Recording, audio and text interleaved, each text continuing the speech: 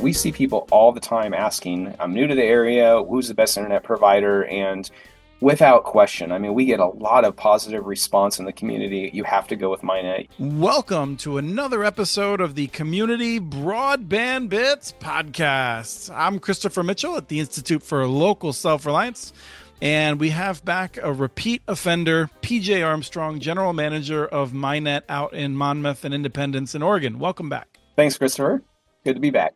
It's really wonderful to have you back. I think you've worked with Doug Dawson some as a consultant.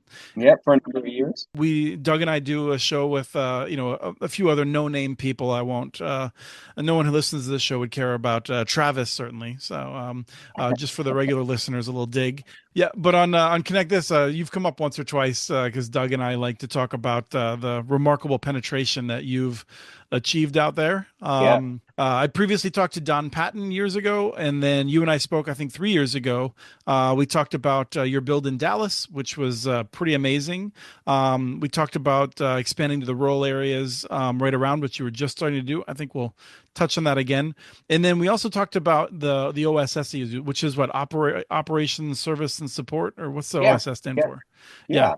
You roll your own. And we had a pretty fun conversation about that in the last episode that we covered. So, I think the thing that I would just like to start off with, I'll encourage people to listen to those, but because I think it's so valuable, tell us just briefly how the expansion into Dallas worked, where you were already in these two cities that had sponsored you, and then you went to Dallas and the financing arrangement. We don't have to get deep into the details, but I think it's kind of cool how you did it. Yeah, and that's complex, and I can only get so far into that with a salient explanation anyway. MINET began in 2006, turned up customer number one, and we had some bumps along the way, but we ended up doing pretty well. In about 2000, probably 17, 18, started talking to some outside investors who, as I understand, were typically into building prisons and school systems, but they were interested in building a fiber to the home network. And because Don was here and Don knew Doug and Doug knew some of these investors, the city of Dallas, which is about 10 minutes away from Monmouth Independence, came up, and they were in a similar situation where they didn't have the greatest solution out there, and so we ended up building a fiber to the home network out there. We turned up customer number one in spring of 2019. And the way that arrangement works is there are some outside investors that own the infrastructure in the system, and so what they really only own is the fiber on the poles. They don't own any of like the ISP gear. That's all provided by MINET, or the PON gear. And we are a paid operator of that network, and that's the basic of how that arrangement works. And so you still have to make a significant investment to connect a home then. Oh yeah, most definitely.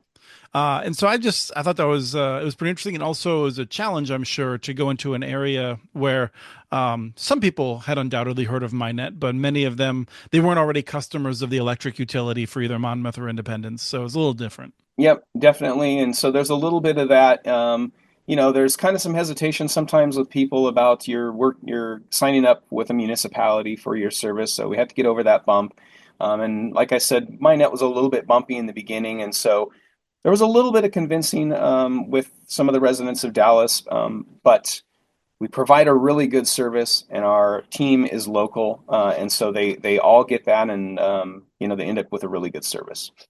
Now, in Monmouth and Independence, which you're approaching 20 years of service really rapidly here, you have a remarkable penetration. More than 3 out of 4 people, or 3 out of 4 locations, businesses, premises, households are taking service. I'm curious about how many passings do you have across the entire area now? It's roughly 8,000, and so that's breaks down to something like 2,500 in Dallas, and the balance of that over here, very roughly, in Monmouth and Independence. And so one of the things that I was actually going to bring this up later, I think is interesting, is that you had mentioned you have a stable staff. And so it felt like, you hit 8,000. We usually say about 5,000 is where you can sort of catch your breath when you have, 5,000 subs, actually. So you have the potential, if every last person took your service, but you were able to finally stop having to add people sort of in a sort of like probably dramatic state. You can do a little bit more planning and you have a little bit more flexibility with staff now because you have enough people that you can meet the needs. And as you bring on more subs, you're not, I feel like you're not having to stress your workforce out too much to be able to handle that workload. It's true, and I really think the number one thing that allows that to happen is that everything is pretty close together. So Monmouth and Independence, everything is 2 miles away. We're kind of in the center of it. We're not having to roll our technicians out a great distance to cover the areas that we service. We do have a satellite office in Dallas, um, but it's all just those three cities. I think that's probably the biggest thing that's allowed us to make that happen. But if you do look at the numbers of how many customers we have versus how many of them employees, and we've kind of gone through this, it's one of the things I presented to our board of directors, and comparatively to other small service providers of a similar size to us, we do have quite a big ratio of customers to support people on our staff. Which is, I think, it's hard to figure out how to compare yourself, right? Because Yeah. there's 80 to 100. I mean, not even, there's fewer than that municipal systems that you'd even compare yourself to because there's some that are so much smaller but you're not trying to achieve what you would get from the ratios of companies that have poor customer service. You want to figure out, That's there's not true. like a blueprint that you're following necessarily, right? No, no. Another good thing is, and this is obvious, but it's fiber to the home. We use AdTrans system. As long as we're doing things right in the knock here and keeping the systems up to date, and we're on top of all that, it more or less, knock on wood, but runs itself. So we're not using a number of different delivery methods that we have to support. It's all one system, and it works really pretty well. Now that you're doing some expansion with Polk County with rescue plan dollars, let's talk about that in a second. But before that, as you're doing that, you are expanding with your staff. They're doing more of the work rather than doing contracting, right? Yeah. They're basically being forced to go back to school for a bunch of techniques, it sounds like.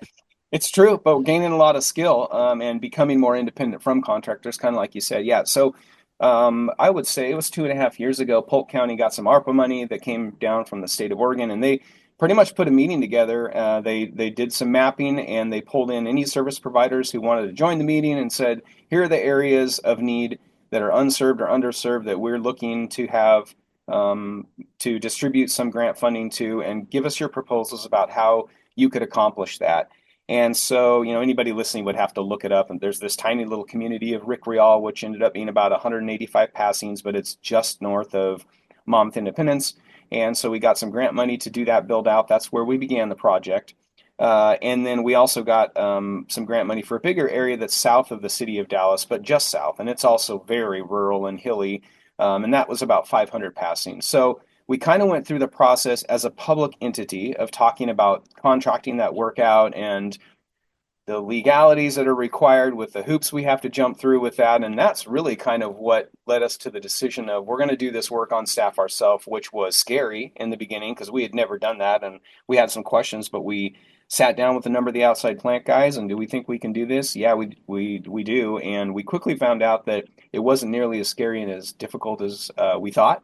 And Right. we've been really pretty successful with it. In fact, so Pacific Core is the power company out here, and we get a lot of positive feedback from them about how we're taking care of their poles and we're doing things the right way, which is our goal. So it's been a great learning experience, and we just recently started doing our own underground work. So hoping to be able to be more independent from contract work. Have the team embraced that? Like, is this something that was met with enthusiasm, or was there some grumbling? Was there both? You know what? That's a great question, and I was expecting grumbling. Not a lot of grumbling. It was something new for them to learn, and I really think we talk about it all the time. They're pretty excited to do it. It sucks to be out there when it's snowing and wet, and you're having to do traffic control. That's not a whole lot of fun for the people that are holding the flags. But overall, they're all they rotate positions, and they're all learning a new skill. So I think it's been very positive for us. Yeah, from the travel broadband boot camp work that we do, we worked with a local electric utility, Anza Electric, their co-op down in Southern California, and they came out and showed us how they deploy aerially when you're the fiber is being lashed Oh to the yeah, steel last cable. year. Yeah, the lashing and how they pull that device down. And he was saying that the newest person on the crew gets to walk through the swamps when they come to them. Sounds about right. Yeah, there's some real challenges with some of it. So you're doing more of the underground now. Was that challenging to figure out? Like you're actually going to commit to having this horizontal boring machine Yeah. to to maintaining it and all that. And are you going to have enough use for it? And Oh yeah. So we're pretty new to that. I mean, we've had it honestly, the big one we've had for 3 months now. What we kind of had tiptoed into it. We, got ourselves a blade and we're doing, 24-inch installing conduit in that way and 24 inches deep and we're just running alongside the road. And then we start talking about a missile machine so we could do little shots underneath the driveway. And the following year we did that and kind of has saved ourselves some contract work there. We're just now getting into the large drilling machine. One thing I will say is Polk County, they were excited to partner with a local municipality for the obvious reasons of service, and we're committed to doing things right locally rather than maybe one of the bigger providers. But they've been very gracious with us because we have a 5-man construction crew, and that is what we are able to use. We're not going as fast as a contractor might be, so it's definitely been an interesting learning curve for us. it seems like as long as it's scaled correctly, that's not necessarily a problem. Although I'm sure that there's people in Polk County who are like, I wish you'd hurry up. Like I'm Yes, really yes, excited to there's get this. definitely that. Yep. Are you having any trouble pulling people over? I'm sure that at this point, Starlink's been out there long enough that some people are probably fairly attached to it. And there's a lot of confusion in the marketplace. I've heard people talking about how like, oh, I've got Starlink. There's no way to have better internet service than this. And I'm like, really? Because like you're at like 80 megabits down and 25 up, and like I'm pretty sure if you got a fiber, you might be pretty impressed. Uh-huh. Yeah. We've run into some Starlink. So the rural area that we are in is it's very hilly. It's very wooded. So there's a lot of people that just have challenges with that period. We're running into a lot of people that are still on Twisted Pair. They're on CenturyLink or Lumen or whatever, and they're getting a meg or something Hmm. like that. So mostly that's what we're running into. So it's been fairly straightforward in gaining customers, at least in those areas. Yeah, it's unfortunate that those funds are starting to run out, the rescue plan dollars. I've made it pretty clear on my various platforms that I think that that was a model program, the way that Treasury handled it, that and the capital projects funds. Now there's BEAD. Are you keeping an eye on that, or is that something that you're not really that interested in?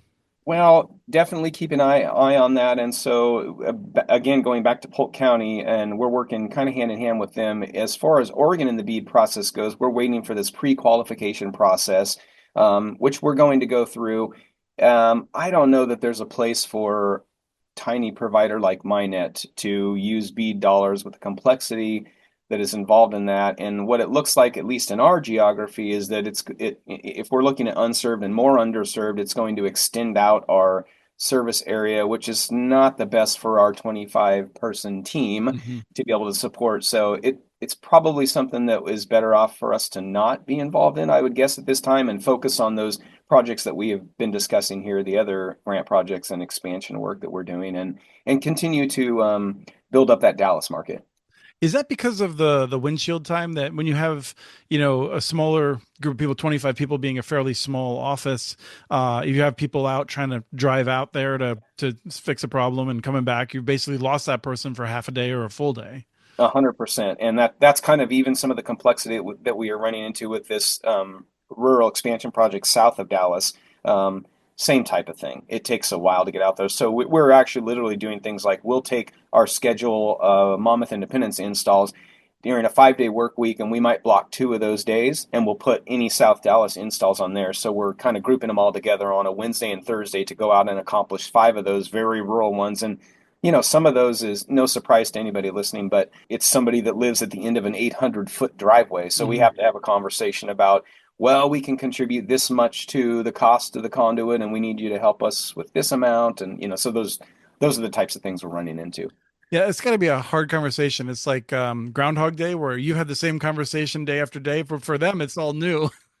Yep, exactly. And you get some super easy ones that are just a simple pole drop across the road, and they're right there. But yeah, there's some of them that are on. 40 acres in their house is halfway down, and yeah, it's a challenge. One of the things that I thought was interesting is you have free Wi-Fi in a number of your parks, and I was curious if you can give us a sense of, obviously, from the public point of view, free Wi-Fi is great, but free Wi-Fi, as the saying goes, isn't free for you. It's not free. A lot of that equipment we were able to, it's a double use because that equipment was originally intended through, I think, ARPA funds and COVID to support the central school district. And we're able to get a double use out of it in the Wi-Fi locations that are placed throughout the parks in Monmouth and Independence. And yeah, we can't monetize that in any way. It's just kind of something that we do for the community. And aside from the cost of the physical infrastructure that's there and a little bit of maintenance that our network operations director has to do when things go down, you got to reboot, whatever, that type of stuff. It's really just a splash screen. They sign up, they have a limited amount of time they can use. It is bandwidth limited, but for things like we do music in the park and different festivals in the summertime is really when we see the use out of that. It's just something that we provide to the community for free.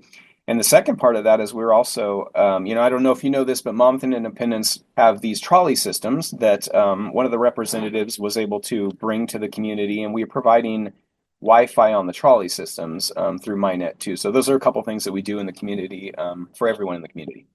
How does that work on the trolley system? You have different access points that sort of connect as it's Yeah. moving along. Okay. Yeah, well, we actually have a 5G access point inside the trolley, and then same type of thing. They have a splash page that just log in and get connected. But as it's rolling through Monmouth and Independence, that total of whatever it is, 5 miles round trip from one end to the other, Wi-Fi is available. And do you manage that 5G, or is that a contract that you just have and you take advantage of the mobile network? Yeah, it's a contract. Okay. Yeah. Yeah, I was just curious because I mean, in theory, if you wanted to do some like CBRS or something, like I assume there's a number of options, but that would be a lot of work to maintain. Yeah, and we talked about that idea that you just said, as it rolls along, could it potentially bump to different access points along the way? And that seemed very complex as well, and Mhm. probably not as reliable as what we're doing now. Sure. So getting back to the Wi-Fi in the parks, then I would guess that if you use the rescue plan dollars, you probably have another 2 years of useful life out of that equipment. And is that something that you see yourself, trying to find another grant for, or just replacing, or just letting it end of life? I don't think we're going to let it end of life. That would be not a good look and not what we would want to provide to the community. The Mhm. good thing is, I think there's a total of 5 parks, so it's not like we have 20 parks that we're providing this to. So there is that. This is Cambium gear that we have out there, and it's doing okay right now. But yeah, you're right. We're going to have to end up replacing that at some point. And I think if there's grant money available, we'll definitely go after that. But if not, I think that's just probably something that Minot will contribute to the community to make sure that we continue to have that up and running. Sure. So then, the last thing about the Wi-Fi in the parks that I was curious about is whether you have a sense of how people use it.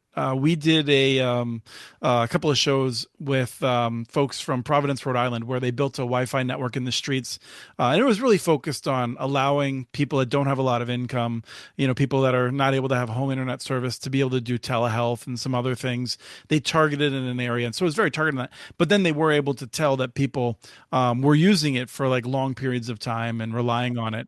And so Yeah. I don't have you have a sense of the profile of like, are there different classes of people that are using it, or is it mostly people with kids in the park, or how are people using it? Yes, we do, and it is something that we monitor, and we talk to the board of directors about that too, just to give them a sense of what's happening. Because that was actually not only ours, but one of a couple of their questions is what if that happens, and so we are monitoring it. Mostly, it's parents in the park with their kids at the time, and they're just using it, or at music in the park. Some people are watching videos, and I suppose that's people that are probably there with somebody else and not that interested in the music. Maybe it's time limited. So I think we have a maximum connection time of like 15 minutes before you're going to have to go back to that splash page Hmm. and say, okay. And then, yeah, we regularly watch the usage on it to determine if there's somebody from a particular IP that's connected at all times and or any length of time or repeat connectors, that type of thing. Because what we don't want it to do, obviously, is take a real customer away that's just using the free Wi-Fi system all the time. Right. When I was going back and looking through some of the articles and things just to see what I'd missed or what had changed, I definitely saw that there was a number of people who had moved into your footprint. One was the newspaper quoted a woman from New York who had talked about she was trying to find a location in Oregon to move to, and really was I think she'd been in a part of New York where she was paying a lot for Yeah, telecommunications. yeah. So, and she was really thrilled to get your service, but what have you heard from businesses and others now? You're approaching 20 years of service. Do people just take you for granted, or do you still get that sort of, the real note of how excited they are for the service you provide? I don't think that they take us for granted at all, and we're really thankful for that. So, like I kind of said, I think in the beginning, mine was bumpy, a bit bumpy out of the gate. We weren't meeting debt service. The original projections for what would be available was not, and so it wasn't until, like I said, 2006 spring we turned up customer number one. It really wasn't until probably 2021, 2022 that we were meeting our full debt service obligations. And the city wasn't having to contribute to that on an annual basis. And so, because we are publicly owned by the cities, there's some politics that are involved in that and some chatter that happens in the community. But it's been turned around, and we're meeting debt service obligations. And if you go look at, community chat is a Facebook community chat is a really good teller of how you're doing. In Monmouth, Independence, and also Dallas, we see people all the time asking, "I'm new to the area. Who's the best internet provider?" And without question, I mean, we get a lot of positive response in the community. You have to go with MINET. You have to go with Willamette Valley Fiber. So I think we're doing okay, and very appreciative of our customer base for that positive feedback that we do get from them. Excellent. Well, I appreciate your time here, and we look forward to checking in again. Yeah, thank you for having me. I really appreciate it. We have transcripts for this and other podcasts available at communitynets.org/broadbandbits. Email us at podcast@communitynets.org with your ideas for the show. Follow Chris on Blue Sky. His handle is @SportShotChris. Follow communitynets.org stories on Blue Sky. The handle's @CommunityNets. Subscribe to this and other podcasts from ILSR, including Building Local Power, Local Energy Rules, and the Composting for Community podcast. You can access them anywhere you get your podcasts. You can catch the latest important research from all of our initiatives if you subscribe to our monthly newsletter at ilsr.org. While you're there, please take a moment to donate. Your support in any amount keeps us going. Thank you to Arnie Huseby for the song Warm Duck Shuffle, licensed through Creative Commons.